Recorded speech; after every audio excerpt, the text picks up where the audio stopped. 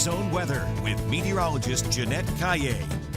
I really loved the weather last night. We went for our walk in the evening and it was beautiful. Right before sunset, it's not as warm. It feels quite comfortable. Yeah. Compared to like an hour before that, it was like in the mid 80s. And you felt it.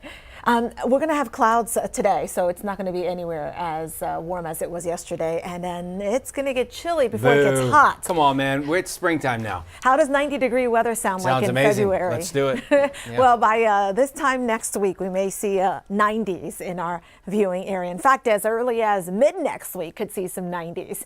Dense fog advisory. There it is. This is for Wilson, Karnes, Gonzales, Lavaca, DeWitt, and Goliad counties. That's where the worst of the fog will be. Visibility is there at a quarter of a mile or less, and that until 9 a.m. Hey, we are seeing some fog here.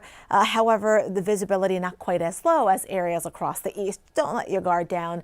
It may be it may appear that visibility is not too bad, however, could drop in an instant. So watch for that. It is going to be turning windy this weekend. We'll see a front coming in tomorrow, and that's going to drop air temperatures. The wind will increase. Humidity levels will be lower.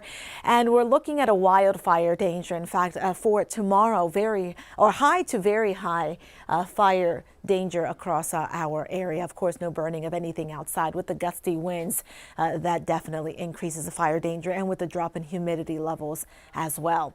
Here's a look at the current visibility map. 4 miles in San Antonio. That's at the airport. Same for Seguin. But as you can see across the south and east, visibility is a lot lower. That's where I'm noticing the patches of dense fog. Temperatures quite mild, certainly for this time of the year. 67 in town right now, 64 in Bernie, 65 around Uvalde. Kerrville more comfortable at 54, Del Rio at 61. Not a whole lot to see here. Do want to point out, though, that with the clouds and the fog this morning, may see areas of drizzle, sprinkles, or mist.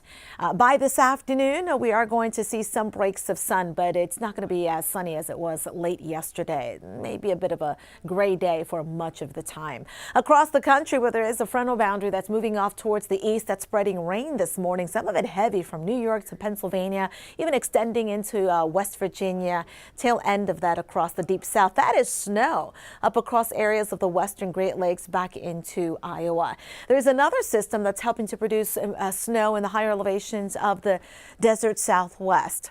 Let's take you through the next couple of days. So this afternoon, you can see by 3-4 p.m. still plenty of clouds from San Antonio to the north and east, but across the south and west may see more in the way of sunshine.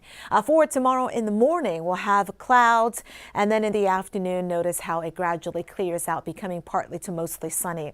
Clear skies Saturday night into Sunday. That's going to help drop temperatures quite a bit. We'll see some spots in the upper 30s. Sunday morning, closer to the low 40s here in San Antonio. No chance for rain aside from the sprinkles or mist that we'll see out there this morning, maybe even tomorrow morning. 74 this afternoon, 76 tomorrow, 65 for the high Sunday, Monday.